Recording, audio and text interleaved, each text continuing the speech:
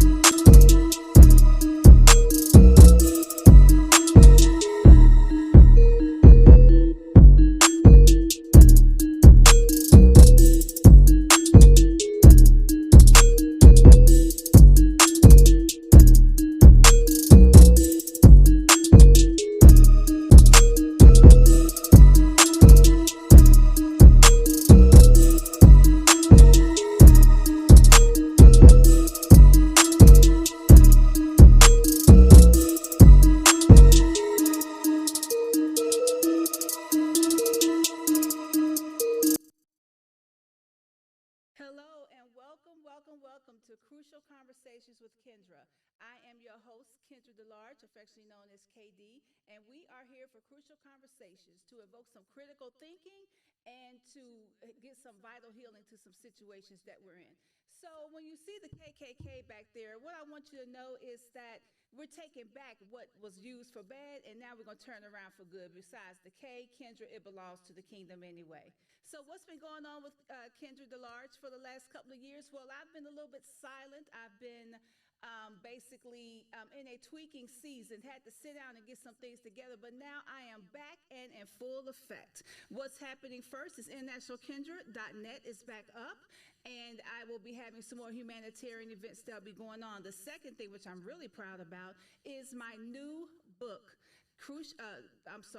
Kingdom Warrior Queen. Yes, Kingdom Warrior Queen will be coming out by the end of this month. I'm really excited about this book because this book deals with the walk of a woman. When we talk about Esther, when we talk about Deborah, when we talk about Ruth, they were women in their own rights and queens in their character before they were queens in the castles. So that book deals with that transformation process.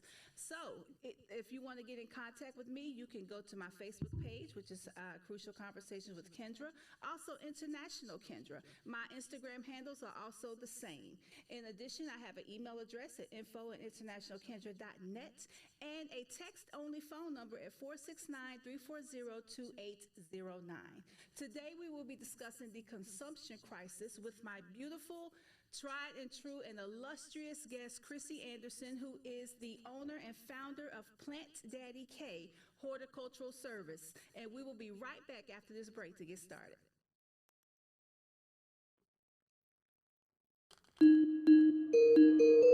Rock bottle on the track, boy.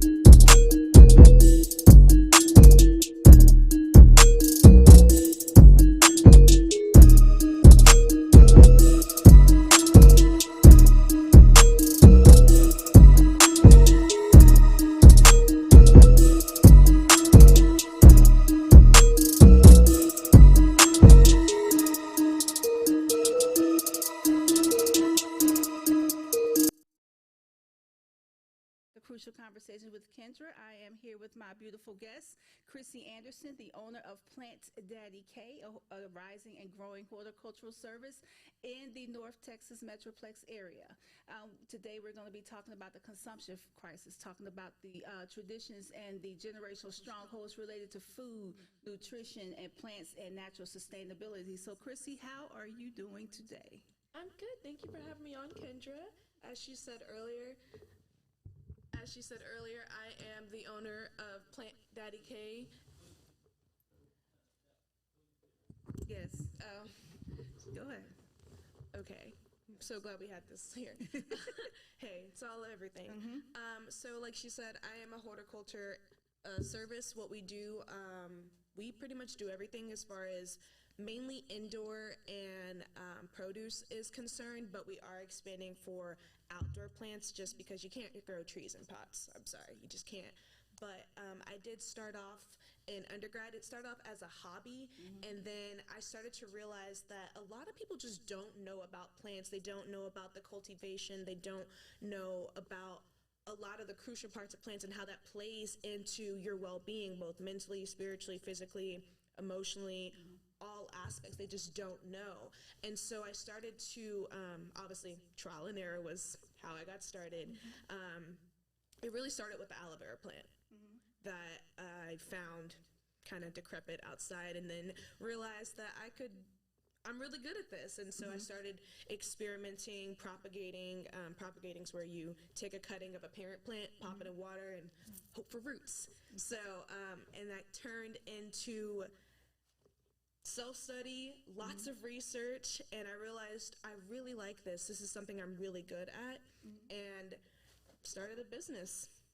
Okay, so when you say that it was a hobby and you started undergrad, what were you doing in undergrad to expand on that hobby? Did you take any trips? Did you plant any seeds, or what did you do? Oh, so actually I did a lot of volunteering at local community gardens. I actually ended up going to Alexandria, Louisiana on a service trip for my grad school spring break, and we went and did a lot of service projects, but mainly we went and we learned all about vegetables and how to plant them and what vegetables grow where, because certain plants will suck the nutrients from others, and like potatoes. So we went out to a plant garden, and I learned and grew my own cabbage and my own spinach in the ground, and we watched it grow, and it was really, really cool.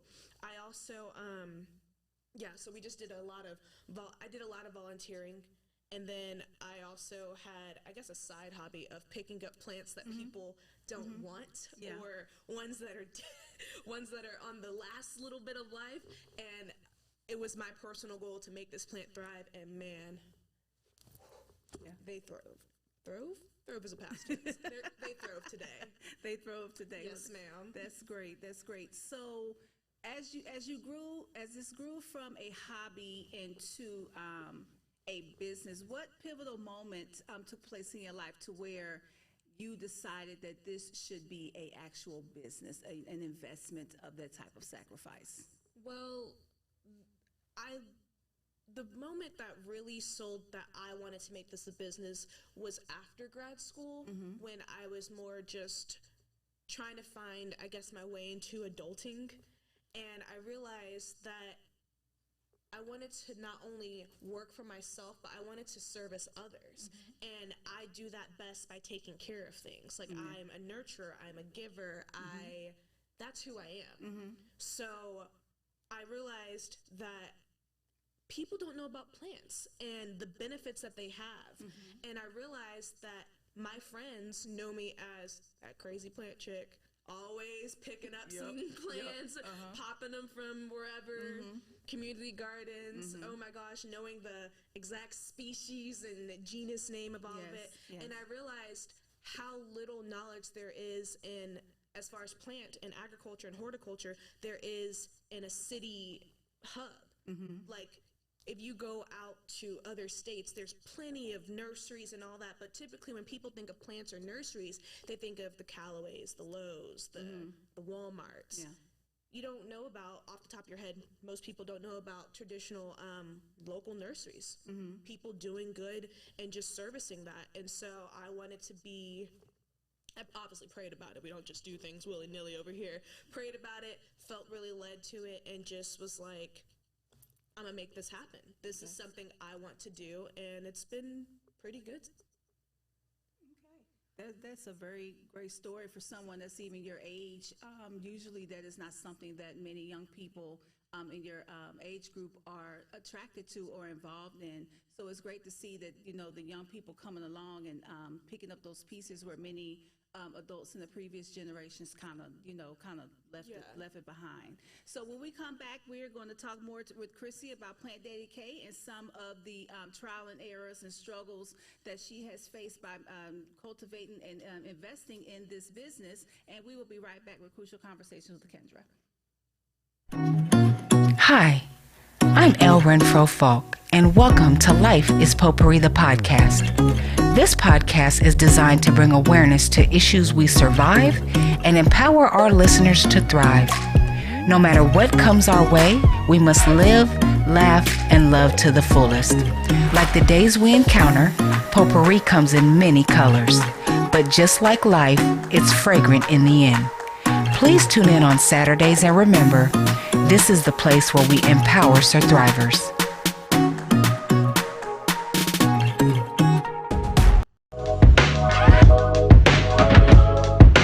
Life and love, no in between. Positive about everything. Growing and we're growing. Praying, just keep going, going. Georgia, Georgia, Georgia, Georgia.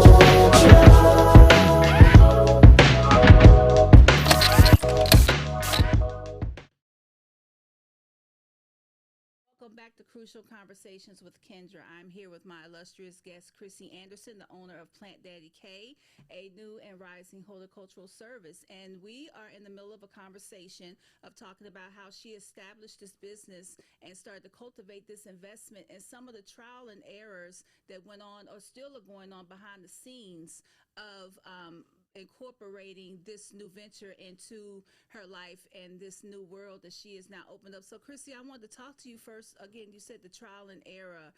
Sometimes when we go to nurseries and we see plants, we see them, they're perfect, they're beautiful, but we don't understand that they didn't just come out that way, just like humans. We didn't just wake up one morning, we were perfect. So talk about some of the trial and errors that even people that do not have a green thumb like you do make when they are cultivating plants, and how they are sometimes discouraged because of the infestations or things that happen with them as they're growing them. Yeah, for sure.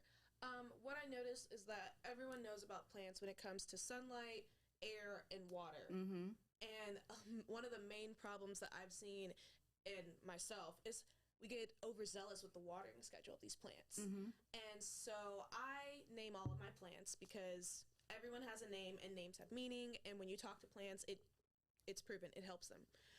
So I have a plant. He is a fiddle leaf fig. His name is Dr. Finley. All plants have personalities. I don't care what anyone says, they have personalities. This plant is very dramatic. So when I first brought him home, he was about maybe 2.5 feet tall. This is about a year ago. He did not like that he was on a certain watering schedule, and when I brought him home, he was a full stalk that had about 10, 12 leaves. I woke up the next morning and he had 2 leaves, like a little bunny ears at the top. He had dropped all of them completely, and I was pissed for one, because A, I went out and bought a plant and was hoping it to thrive. B, I thought it was dead. I was so upset. I was upset. So I realized that it still has 2 green leaves. Plants will do what they want to do, just like people. They're gonna do what they want to do. So I changed up the watering schedule. I invested into a moisture meter stick where I'm able to figure out exactly how much moisture is going on, because like I said, he is a larger plant, like a pot about 12 inches wide, 12 inches, like a full foot. He is a whole plant, and now he grows like a lollipop. All his leaves grow from the top up, and he is healthy. He is currently growing 2 leaves at the same time. So I realized that overwatering is a true thing, and you got to make sure you have drainage holes. You got to make sure that you are listening to your plants, because what I take as listening is, if my plant's not responding to me, I take that as a good sign, because that means that there is maintenance. It's being sustained. So if your plant's not, turning brown or looking like it's from the garden of nothing, then that's a good sign. That means that what you're doing is creating a good homeostasis type balance in the pot. Now, currently, I am dealing with a different problem in a different plant. His name is Morty. He is what people know as a Swiss cheese plant, or the thing that's on my shirt, a Monstera. Morty is technically a vining plant. And when we think of vining plants, we think of plants that have little leaves and a little bit of, the little vines. His leaves come out, and then there's a leaf. And he is currently being infested with fungus gnats, which are brought on by having too much water in the pot. We love to see it. It's okay. We kill it. As you see, he's green. He's growing. He's growing on his little pole. But every time he gets water, we have to do a mixture of hydrogen peroxide and water, because that kills off the actual gnat eggs that are in there. And fungus gnats, they're not going to kill your plant, but they are annoying. And they fly around. And it's a battle. But, I mean, he's green. He's growing. So I think we're doing good. It's just, we do have that. And when I say we, I mean that me and the gang, me and my plant gang, because I include them on everything since they were the OGs when I first started off. So I say we to mean me and the gang of plants. Okay. The gang of plants. So they're really a part of your life, like your green babies. They're my whole children. Like Morty, the plant that we have to take care of with the hydrogen peroxide every time we water. He's Doofus Child. Okay. Like, that is his name. Every plant has a name.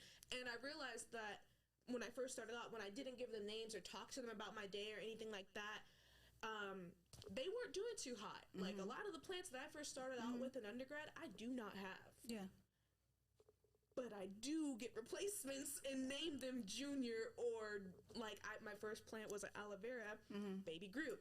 Where is he now? Somewhere dead, probably rusting as compost. What do I have now? Groot, an aloe vera plant. Now, yes.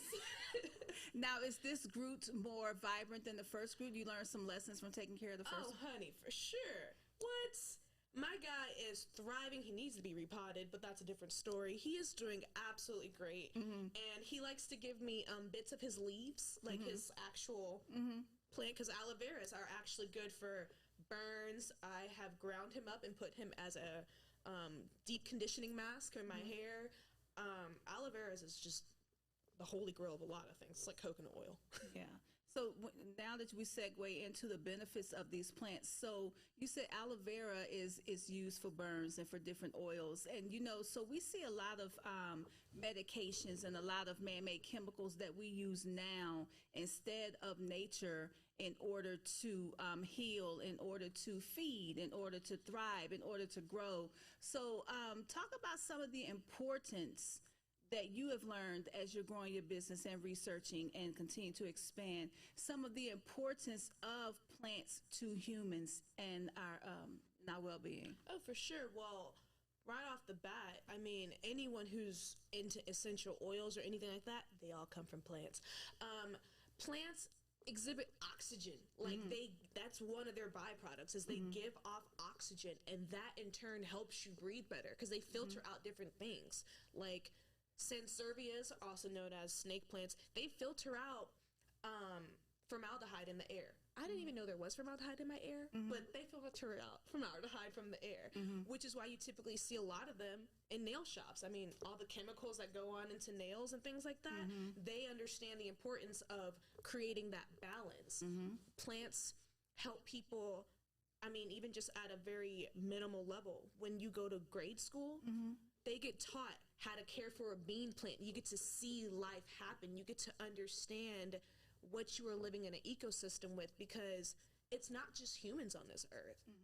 half this earth plants and water. Like, and if we don't create that balance, you get things like global warming or the overturn of real estate. Whenever people dig up the plants, those critters start coming out, and you wonder why there's extra raccoon and raccoon babies in your trash, because the plants and bugs that it normally would eat are kind of gone. So planting is good, obviously, for your oxygen, obviously for your mental health and well-being, but whenever you start to be able to understand how something grows, how the inner workings of something, you have a different appreciation.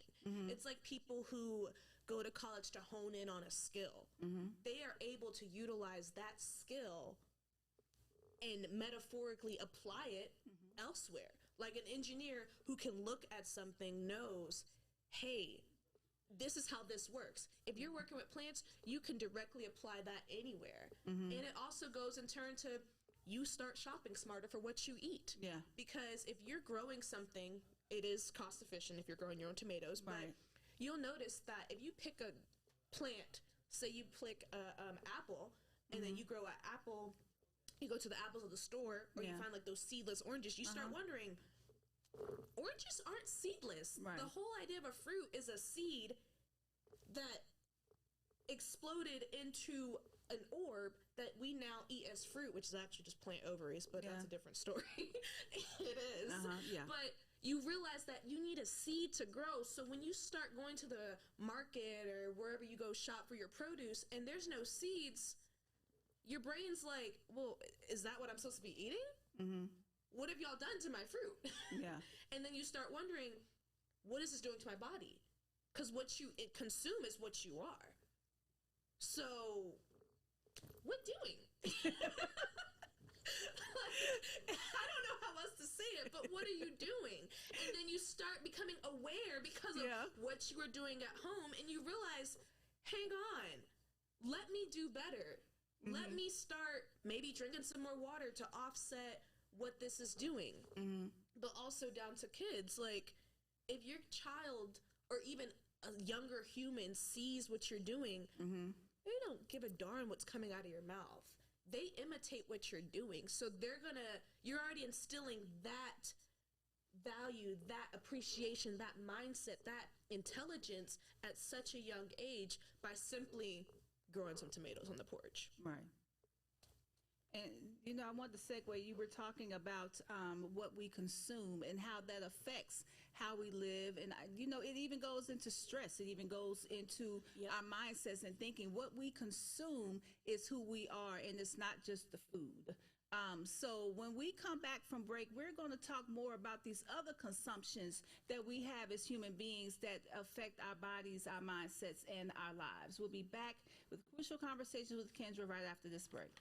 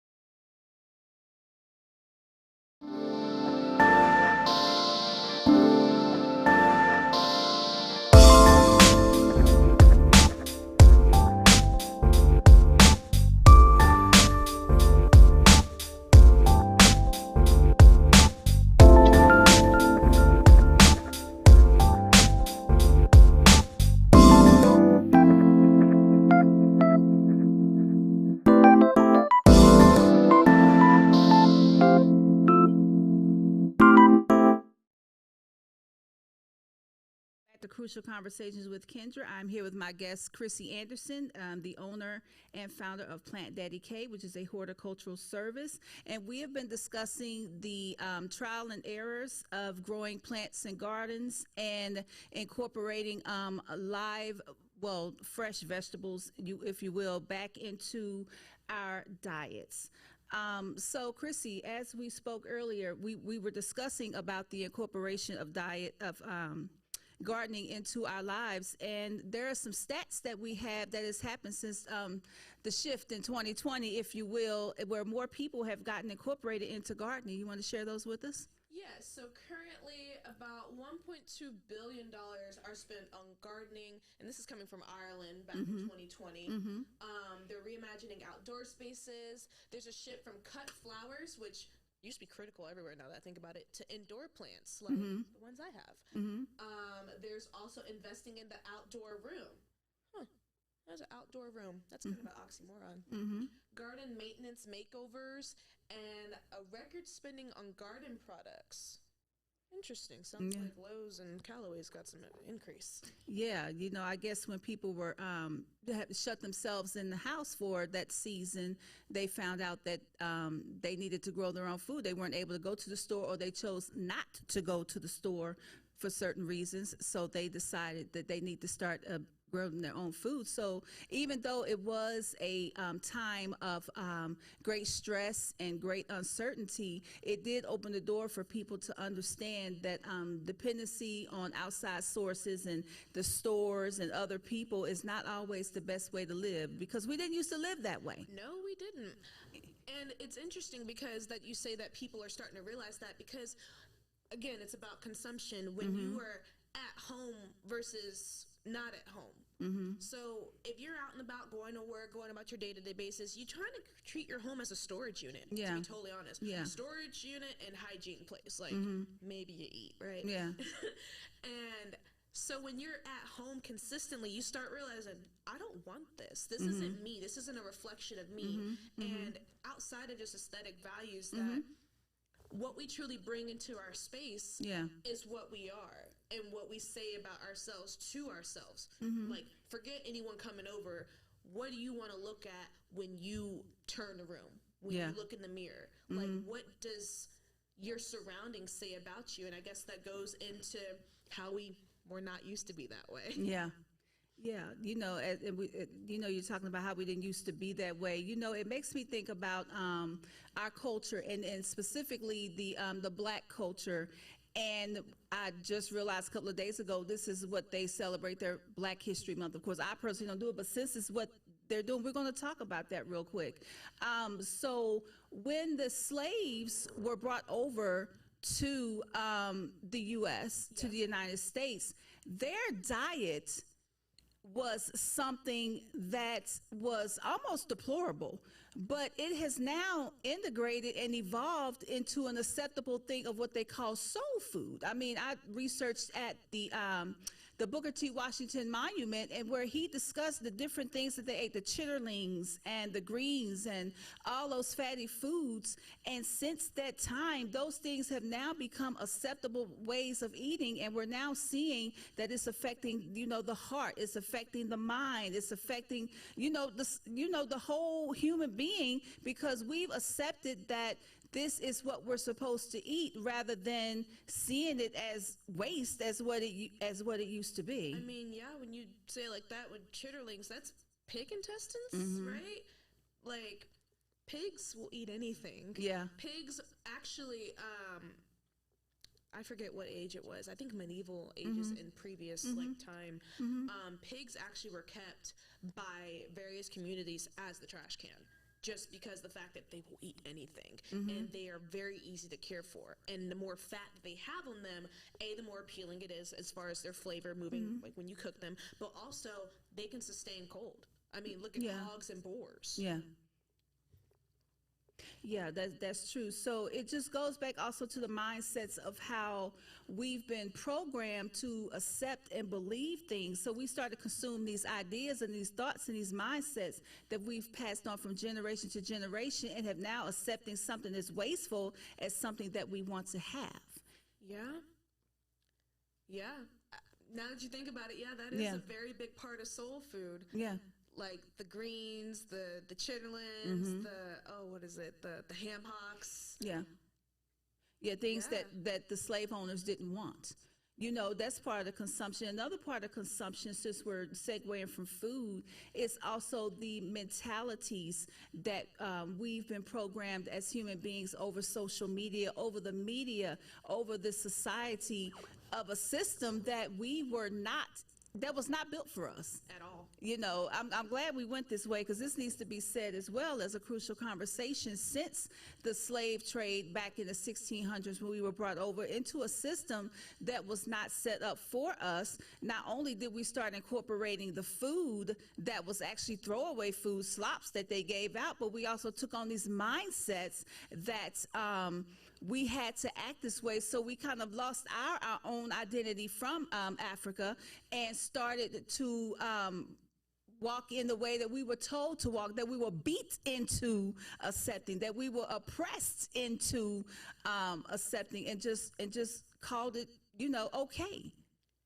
Yeah, because you got to think about at the time of the plantation and the slaves, like if you spoke out or had your own mind, you were immediately punished. And if you were good, quote unquote, there was still a way for you to be punished, because there was always someone on a different rank than you. Like other black people would be the headmaster of that particular sect, and they would beat other, like, people of their same kind. And I guess when you bring someone and take someone out of their environment, and then you beat a different mindset into them that they have to maintain in order to survive, the byproduct is that's what becomes, as far as generational moving down the line. And so when you start having the mindset that, oh, I'll take whatever I can get, or you'll take care of me, or pretty much a dependent state, you don't know how to function when it's time to be independent, because all you've ever known is codependency and toxicity. And if you are operating in that, you're producing in that. So your product becomes your children, and your children just magnify that, because like I said earlier, kids don't listen. Kids will do what you do. Right. You're absolutely I mean, right. kids do listen sometimes, but Yeah, I wish I had something that did. So we segue into we segue into being programmed and being beat, and this shifting in those roles, and it brought me to the Willie Lynch letter.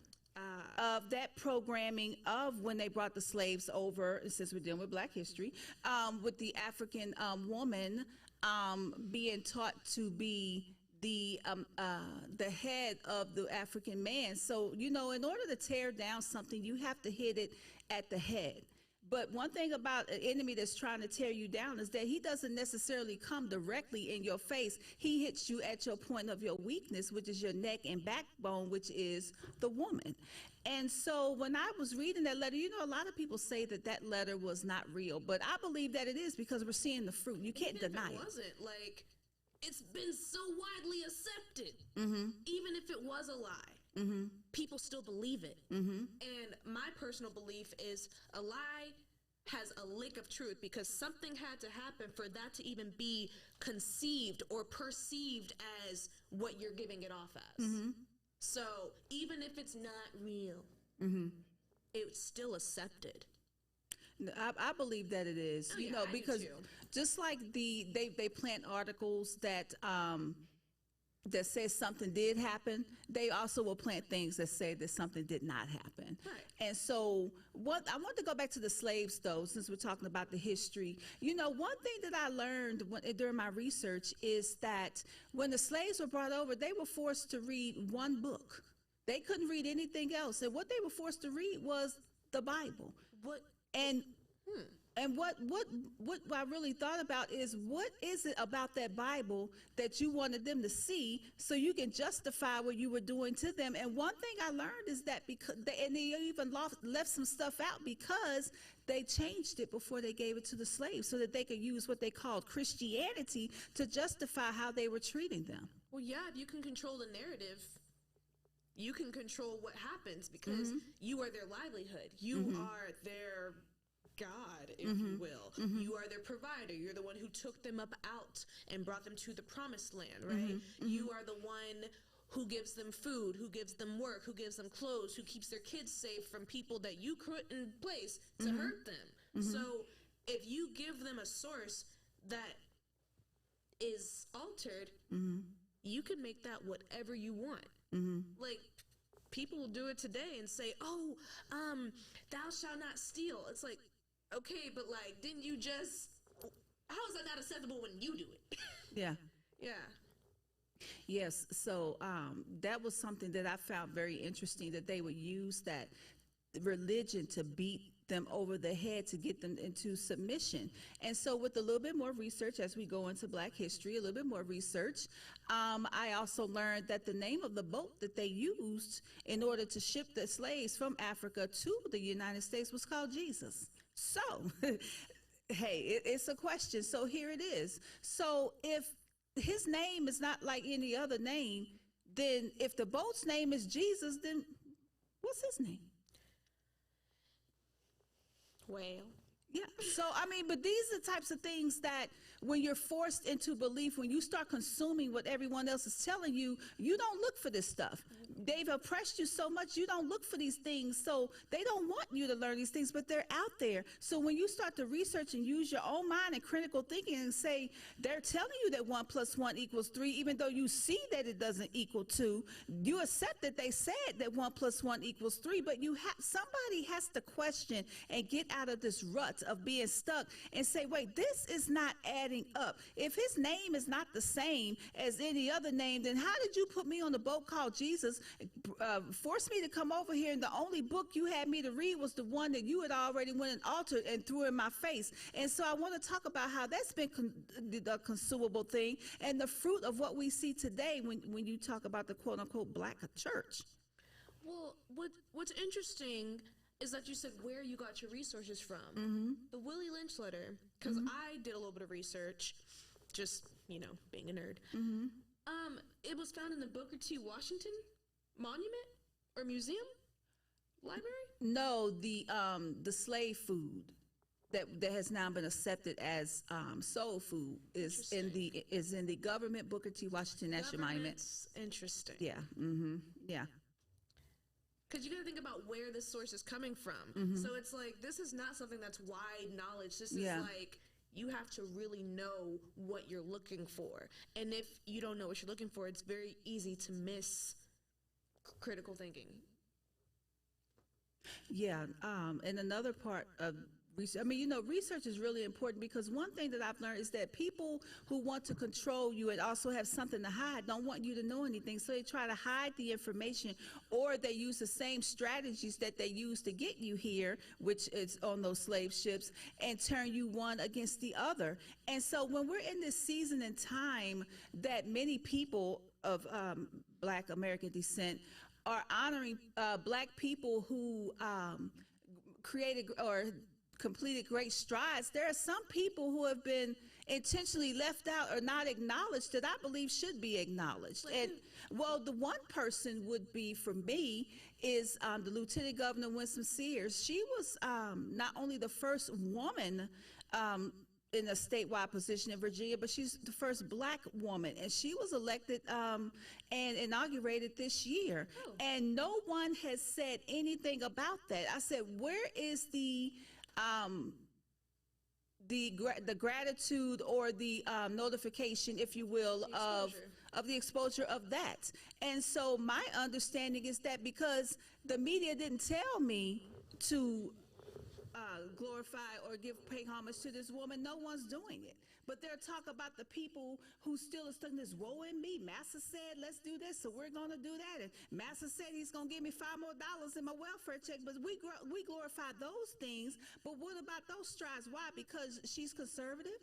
Why? Because she chose to do something else. But that type of notification, that type of notoriety, I meant to say, those are the types of things that we've been programmed not to acknowledge and not to give credit to, because it doesn't fit the narrative of the controlling of the minds of the Black slaves, which many people still think were slaves today.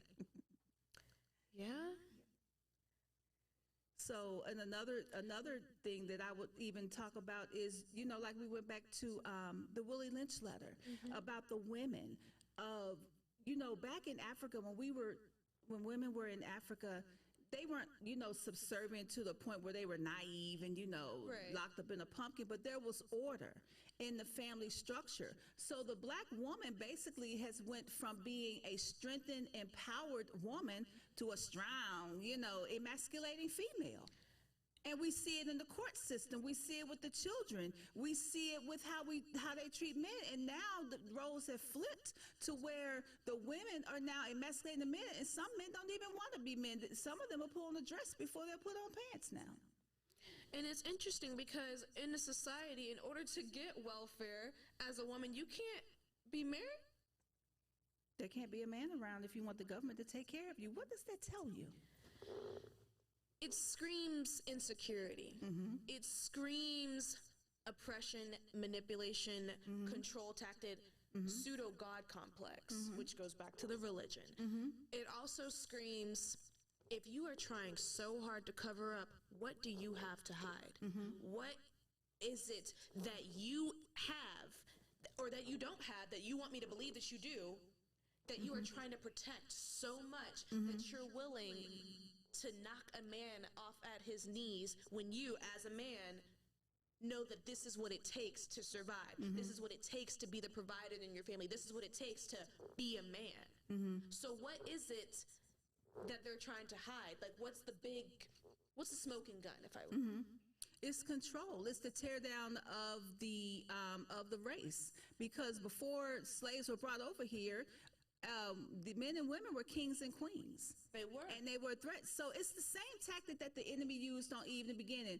They appealed to what they wanted them to believe that the African kings did not have, and what was over here on the other side, the same way that he did Eve. Instead of her focusing on the grace and goodness that she did have, she started to reflect on or focus on what she did not have as compared to the man. So then she began to desire something else and ignore what she already was. And so that's how the deception came in. And it's the same thing now with black women, how the whole society, this whole system has gotten into our minds, into our psyches for generations. Instead of focusing on what we already are, we have forgotten who we are, and we're paying attention to what they are not.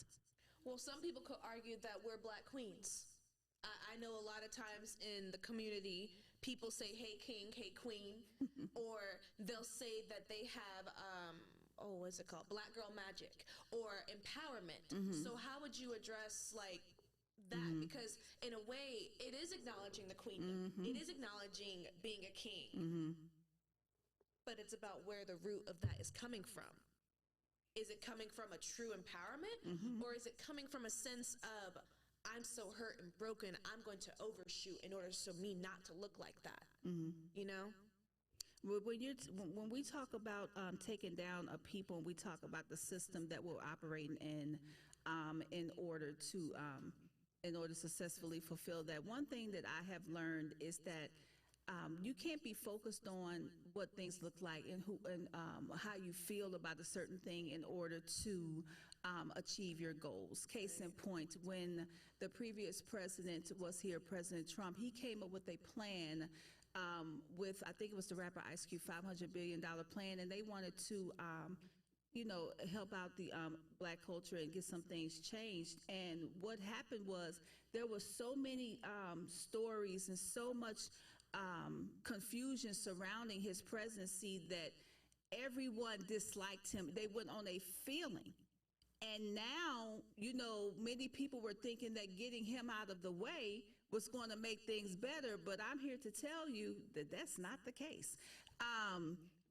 And so what I've also told women, when we were talking about, the switching of the roles, is that you have to learn how to estrify your life.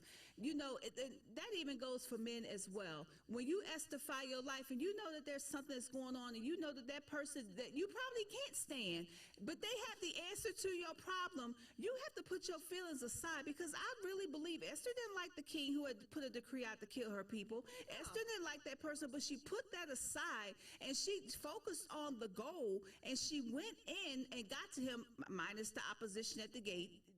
as she got to the king, not only did he change the decree, but she also became a queen because of how she carried herself. So one thing we have to learn is that we have to speak the language of the person in charge. You can't go in there with a chip on your shoulder or in there with some type of guilt or victim complex. You are working with a system that wasn't even designed for you, so you have to be strategic in how you walk in that room so you can sit at that table or even bring them to yours. And that's another problem that I see. You know, many people, especially black people, we're talking about black history. We're going to deal with the root of some things in this conversation.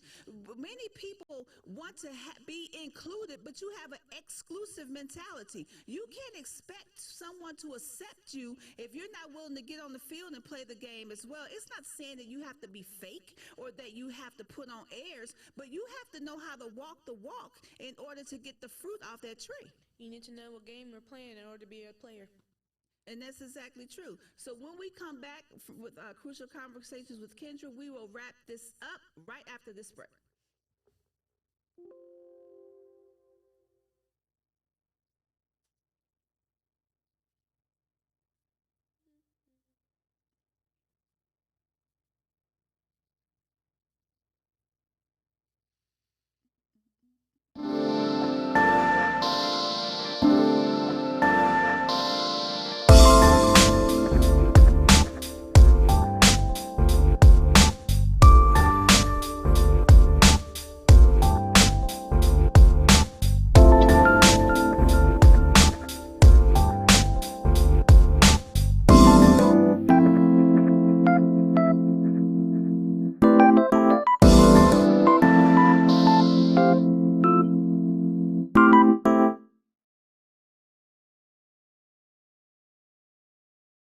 Welcome back to Crucial Conversations with Kendra with my guest Krissy Anderson with Plant Daddy K. And we've been here discussing the consumption crisis, not only with food and plants, but also with the other things that have left us malnourished in our bodies, our minds, and our well-being, spiritually, mentally, and emotionally.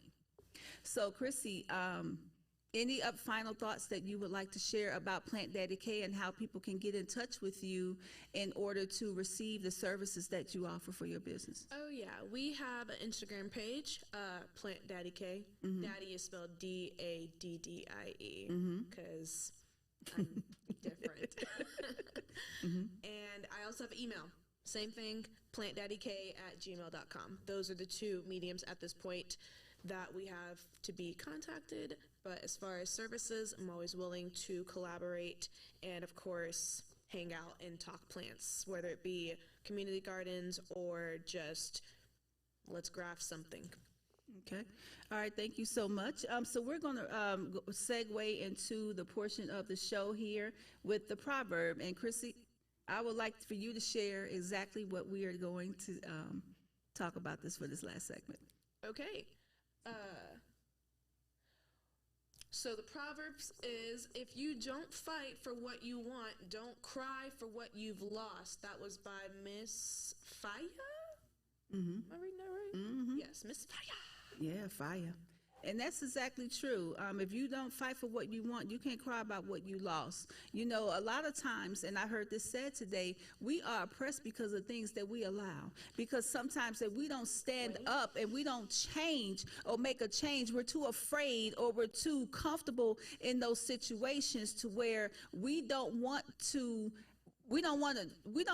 take the opportunity and do the sacrifice to be better, but we want to receive better. And it does not work like that. Everything takes investment. Everything takes work. Everything takes sacrifice. So I would even say to people during this Black History Month, you want to see the change. You want to get out of that rut in your mindset to where you keep going in these different circles. You're going to have to change the things that you're doing. Who's been in control all these years has been telling you to do the certain things in order to get ahead, but yet you still find yourself in the same place? You have to think about that. You have to think about the source of your information. You have to think about the people that keep smiling in your face when trouble comes, and they're also the same ones that try to offer a helping hand. What happens is it's a snake. They will hold this hand out and they will have this one back here. Oh, your man left you. Oh, but I'll offer you help as long as there's no man in the house. Oh, I will help you raise your children as long as you'll let them get their operation to be transgender. So you have to understand that the same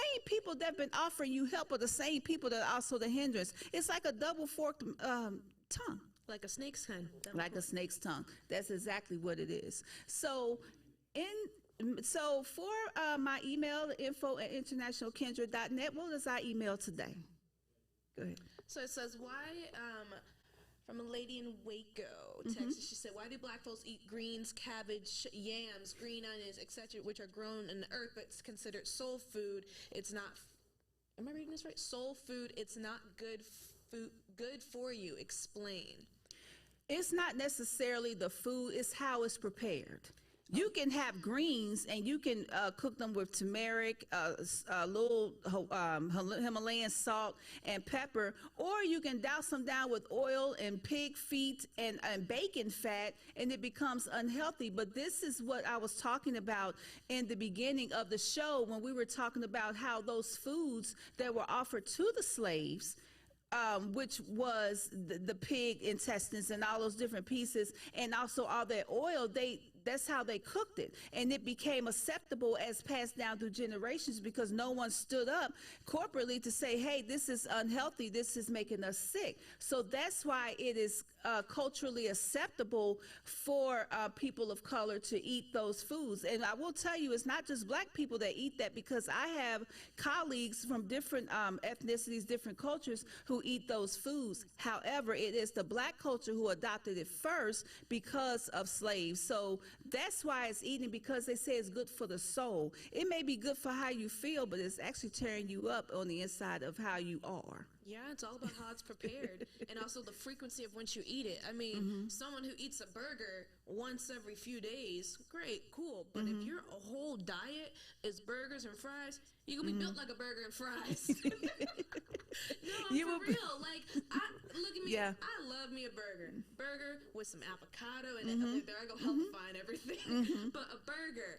But I'm not eating burgers consistently all day. But when people think soul food, they will go stand in lines and get this. And I'm like, great, cool. Once every week, maybe, at the max. Yeah.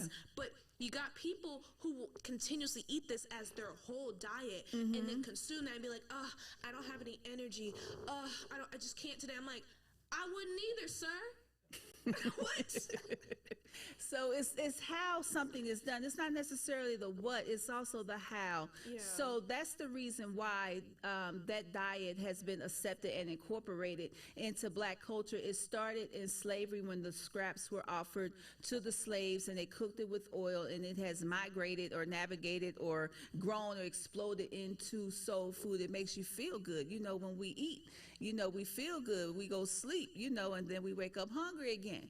So that is why that is a part of the African culture. So thank you the African American culture. So thank you so much for that question. So the final thing that we want to do is a little segment in the show called The Lie Must Die. Oh. Earlier in the show, I mentioned the boat named Jesus that was used to bring the slaves over from Africa to the United States.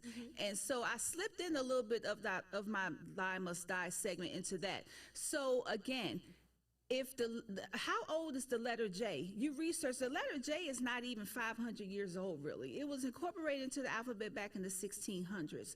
So if the letter J is less than 500 years old, and the Savior is an eternal, has no beginning, has no end, how is his name Jesus?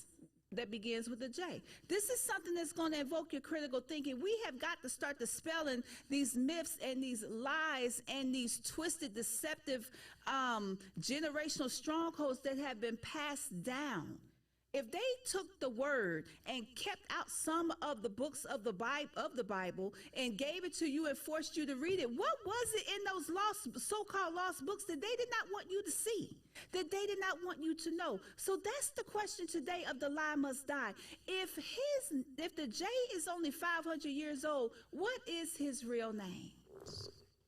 So I want you to think about that. So once again, I want to thank you for joining me on the first Crucial Conversation with Kendra show. I want to thank Krissy Anderson from Plant Daddy K for discussing the consumption crisis with me. Again, if you would like to reach me, you can do my Facebook and Instagram handles, International Kendra or Crucial Conversations with Kendra. You can also visit my website, internationalkendra.net, email info@internationalkendra.net, or text only phone 469-340-2809. Thank you, and until next time, KKK.